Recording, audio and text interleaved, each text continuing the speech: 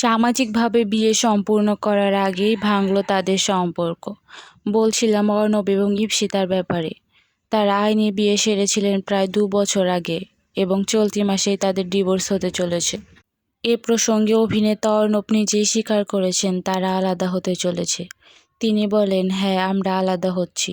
চলতি মাসেই আমাদের ডিভোর্স ফাইল করেছি এবং মামলার শুনানি কিছুদিনের মধ্যেই হবে এবং তারপর আমরা আইনিভাবে আলাদা হয়ে যাব। এর আগেও একবার আমরা আলাদা হয়েছিলাম, কিন্তু তারপর সবকিছু মানিয়ে নেই, একসাথে থাকি, কিন্তু আর না।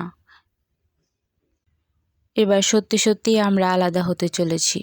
অর্ণব এবং ঈপ্সিতা দুজনকেই শেষবার দেখা গিয়েছিল স্টার জলসার জল থই থই ভালোবাসা সিরিয়ালে। তাদের বিচ্ছেদের কথা শুনে ক্ষোভ প্রকাশ করছেন নেটিজেনরা।